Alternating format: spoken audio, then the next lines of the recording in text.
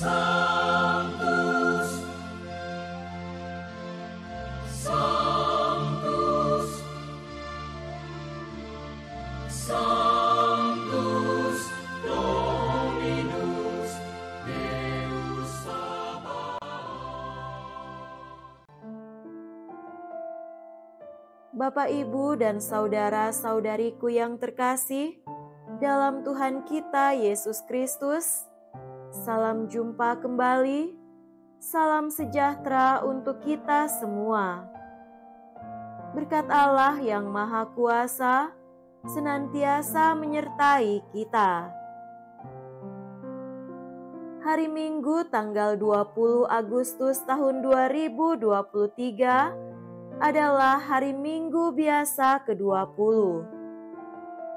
Marilah kita mendengarkan dan merenungkan bacaan-bacaan kitab suci. Bacaan pertama dari kitab Yesaya bab 56 ayat 1 dilanjutkan dengan ayat 6 sampai 7. Beginilah firman Tuhan.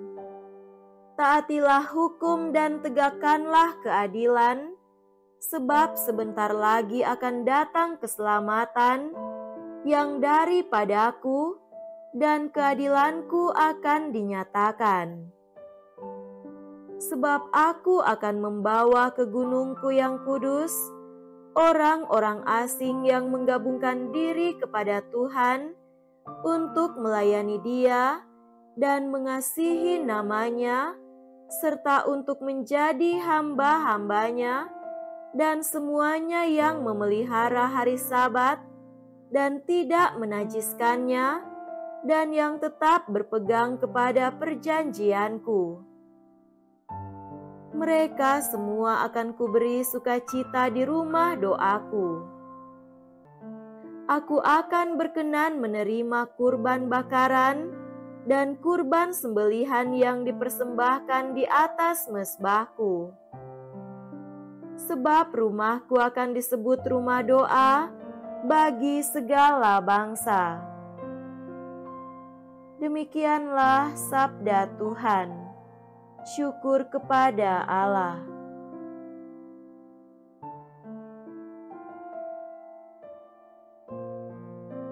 Bacaan kedua dari surat Rasul Paulus kepada jemaat di Roma, bab 11, ayat 13 sampai 15, dilanjutkan dengan ayat 29 sampai 32. Aku berkata kepada kamu, hai bangsa-bangsa bukan Yahudi, justru karena aku adalah rasul untuk bangsa-bangsa bukan Yahudi, aku menganggap sebagai kemuliaan pelayananku kalau aku dapat membangkitkan cemburu dalam hati kaum sebangsaku menurut daging dan dapat menyelamatkan berapa orang dari mereka. Sebab jika penolakan mereka berarti perdamaian bagi dunia, dapatkah penerimaan mereka mempunyai arti lain kecuali hidup dari antara orang mati?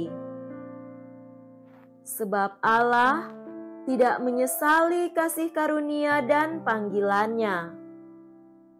Sama seperti kamu dahulu tidak taat kepada Allah, dan sekarang beroleh kemurahan oleh ketidaktaatan mereka, demikian juga mereka sekarang tidak taat, supaya oleh kemurahan yang telah kamu peroleh, mereka juga akan beroleh kemurahan.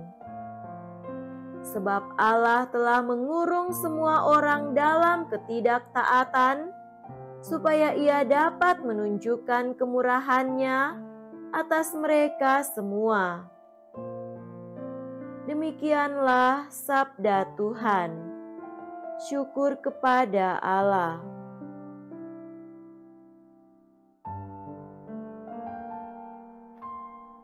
Semoga Tuhan beserta kita, sekarang dan selama-lamanya. Inilah Injil suci menurut Matius. Dimuliakanlah Tuhan. Injil Matius bab 15 ayat 21 sampai 28. Sekali peristiwa, Yesus menyingkir ke daerah Tirus dan Sidon. Lalu datanglah seorang perempuan Kanaan dari daerah itu dan berseru, "Kasihanilah aku ya Tuhan, putra Daud. Anakku perempuan kerasukan setan dan sangat menderita." Tetapi Yesus sama sekali tidak menjawab. Lalu para murid datang dan meminta kepada Yesus, "Suruhlah ia pergi, sebab ia mengikuti kita sambil berteriak-teriak." Jawab Yesus, "Aku diutus hanya kepada domba-domba yang hilang dari umat Israel."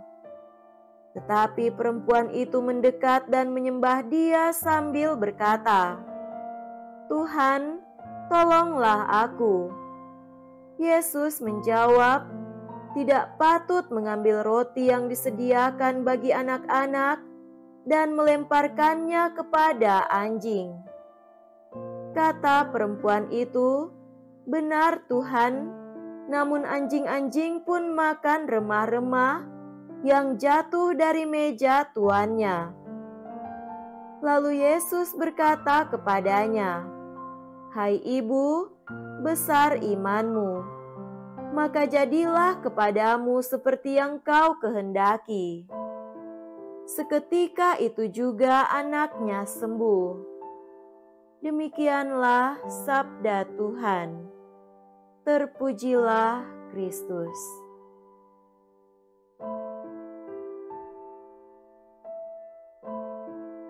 Saudara-saudariku yang terkasih dalam Tuhan kita Yesus Kristus, tema renungan kita pada hari ini adalah iman yang teguh dan terbuka.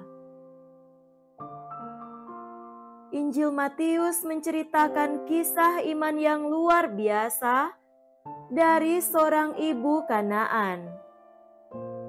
Ia dengan kesungguhan hatinya meminta belas kasihan kepada Yesus agar anaknya dapat sembuh dari kerasukan setan. Ibu ini berasal dari Kanaan, jelas ia merupakan perempuan non-Yahudi. Itu berarti ia berbeda kebudayaan dan agama dengan Yesus, namun Yesus tetap memberikan perhatian kepadanya dan menyembuhkan anak itu dari kerasukan setan. Tidak hanya itu, Yesus bahkan memuji iman ibu Kanaan bahwa ia memiliki iman yang besar. Hal ini membuat Yesus akhirnya menyatakan mujizatnya untuk menyembuhkan anaknya dengan berkata, "Jadilah kepadamu seperti yang kau kehendaki." Di sini, Matius hendak menekankan bahwa bangsa-bangsa lain pun memiliki tempat dalam rencana Allah berkaitan dengan keselamatan di dalam Yesus Kristus. Saudara terkasih, Matius menarasikan dengan indah bagaimana sikap dan reaksi Kristus. Ia tidak serta-merta langsung menerima, tetapi juga tidak langsung menolaknya. Yesus justru menggunakan cara yang elegan untuk memberi pelajaran kepada para murid-Nya tentang keteguhan iman yang dalam dari ibu Kanaan itu. Semua tantangan yang ia hadapi tidak menyurutkan imannya untuk memohon pertolongan Yesus. Keteguhan imannya nampak dalam tindakan-tindakannya. Ia berseru, ia mendekat, ia menyembah dan berkata, "Tuhan, tolonglah aku." Tindakan ibu Kanaan ini menggambarkan sebuah permohonan terus-menerus dalam kerendahan hati akan belas kasih Yesus untuk kesembuhan anak perempuannya. Imannya yang begitu besar menembus batas budaya dan tradisi. Melalui dialog Yesus dengan ibu Kanaan itu, Yesus pun mengubah pemikiran yang berkembang pada waktu itu dalam memandang positif sesamanya. Hal ini ditegaskan juga dalam bacaan pertama dan kedua yang mengajak kita untuk merenungkan bahwa kasih Allah itu bersifat universal kepada seluruh dunia dan manusia. Yesus mewartakan bahwa orang-orang dari segala suku bangsa yang hidupnya selaras dengan perintah Allah akan memperoleh kesukaan dan Allah akan membuka rumahnya menjadi rumah doa bagi segala bangsa. Begitupun Paulus menegaskan supaya ia dapat menunjukkan kemurahannya atas mereka semua. Iman besar ibu Kanaan memperlihatkan solidaritas dan tanggung jawab kemanusiaan. Ibu Kanaan memperlihatkan sebuah tanggung jawab yang besar akan kesembuhan anak perempuannya. Ia merasakan penderitaan anak perempuannya yang sangat dalam. Kesembuhan anak perempuannya merupakan kesembuhannya. Sukacita anak perempuannya menjadi sukacita hidupnya. Ia tidak membiarkan anak perempuannya mengerang dalam kesendirian.